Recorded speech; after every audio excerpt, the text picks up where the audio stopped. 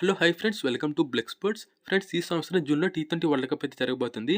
So ఈ T20 world cup వచ్చేసి West Indies and అలానే యూఎస్ఏలో అయితే జరగబోతుంది అనమాట. ఐపీఎల్ అయిపోయిన వెంటనే అయితే జరగబోతుంది కాబట్టి మనమైతే ఈ వీడియోలో ఒకసారి టీమిండియా ప్లేయింగ్ 11 అండ్ అలానే స్క్వాడ్ అయితే ఎలా ఉండబోతుందో ప్రిడిక్ట్ అయితే చేద్దాం. సో ఫస్ట్ ఓపెనర్స్ చూసుకున్నట్లయితే కనుక రోహిత్ శర్మ అండ్ అలానే ఎస్ఎస్సి జైస్వాల్ అయితే ఉండేటువంటి అవకాశాలు ఉన్నాయి. ఎస్ఎస్సి జైస్వాల్ ఎందుకుంటాడంటే కనుక అతనికి అయితే ఇప్పటి వరకు వచ్చినటువంటి ప్రతి అవకాశాన్ని కూడా సద్వినియోగం అయితే చేసుకున్నాడు టీ20లో. కాబట్టి అతనైతే ఖచ్చితంగా ఉండాలి. అంతేకాకుండా అతను ఒక లెఫ్ట్ హ్యాండర్ కాబట్టి రోహిత్ శర్మ ఒక రైట్ హ్యాండర్ కాబట్టి సో వీళ్ళిద్దరి కాంబినేషన్ అయితే మంచిగా ఉండేటువంటి అవకాశాలు ఉన్నాయి. అండ్ అలానే నెంబర్ 3లో చూసుకున్నట్లయితే కనుక విరాట్ కోహ్లీ ఉంటాడు.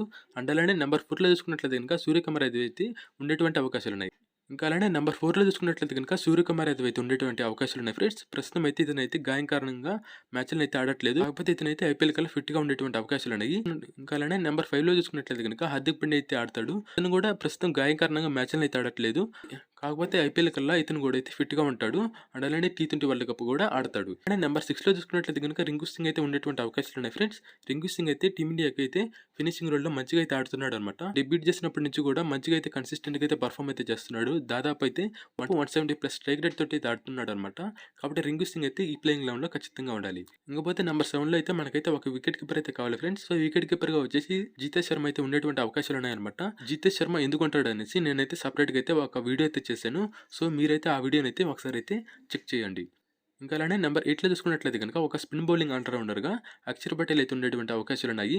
ఎందుకంటే ఇతనైతే రవీంద్ర జడేజాతో పోల్చుకుంటే టీ20లో మంచి రికార్డ్స్ అయితే ఉన్నాయన్నమాట.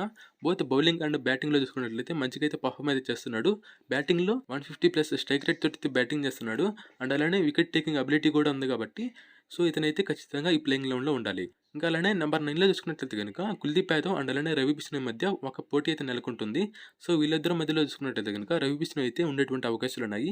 ఎందుకంటే అతను ఈ మధ్యనే టీ20 బౌలింగ్ ర్యాంకింగ్స్ లో నెంబర్ 1గా అయితే నిలిచాడనమాట. అంతేకాకుండా ఇతనికి అయితే వికెట్ టేకింగ్ అబిలిటీ కూడా ఉంది. సో ఇతనైతే మంచి గుగ్లీస్ అండ్ అలానే లెగ్ స్పిన్ కూడా వేయగలడు కాబట్టి ఇతనైతే ఖచ్చితంగా ఈ ప్లేయింగ్ లెవెన్ లో ఉండాలి. ఇంకా అలానే నెంబర్ 10, 11లో చూసుకున్నట్లయితే మనకైతే ఇద్దరు ఫాస్ట్ బౌలర్స్ అయితే కావాలి. సో ఈ ఫాస్ట్ బౌలర్స్ వచ్చేసి జస్ప్రీత్ బుమ్రా అండ్ అలానే హర్షదీప్ సింగ్ అయితే ఉండేటువంటి అవకాశాలు ఉన్నాయి. సో ఫ్రెండ్స్ మీరు చూసుకున్నట్లయితే కనుక ఈ ప్లేయింగ్ లెవెన్ లో మనకైతే 4 మెయిన్ బౌలర్స్ మాత్రమే ఉన్నారు. కాకపోతే మనమైతే 5వ బౌలింగ్ ఆప్షన్ గా హార్దిక్ పాండ్యాని అయితే ఉపయోగించుకున్నటువంటి అవకాశాలు ఉన్నాయి. అండ్ అలానే రింకు సింగ్ ని 6th బౌలింగ్ ఆప్షన్ గా ఉపయోగించుకోవచ్చు. వెస్టిండీస్ పిచ్చెస్ అనేటివి మనకైతే స్పిన్ కి అయితే అనుకూలిస్తాయి కాబట్టి సో రింకు సింగ్ కూడా ఒక స్పిన్నర్ కాబట్టి సో మనమైతే రింకు సింగ్ ని ఒక పార్ట్ టైం స్పిన్నర్ గా అయితే వినియోగించుకోవచ్చు. ఇంకపోతే మనం టీమిండియా స్క్వాడ్ గురించి అయితే మాట్లాడుకున్నట్లయితే కనుక మనం ఆల్రెడీ 11 ప్లేయర్స్ గురించి అయితే మాట్లాడుకున్నాం. ఇంకా మనకు కావాల్సింది 4 ప్లేయర్స్ మాత్రమే అనమాట. సో బ్యాకప్ బ్యాటర్ గా చూసుకున్నట్లయితే కనుక శుభ్మన్ గిల్ అయితే ఉండేటువంటి అవకాశాలు ఉన్నాయి. అండ్ అలానే బ్యాకప్ వికెట్ కీపర్ గా చూసుకున్నట్లయితే కనుక కేఎల్ రాహుల్ అండ్ అలానే రిషబ్ పంత్ మధ్యలో అయితే పోటీ అయితే నెలకొంటుంది.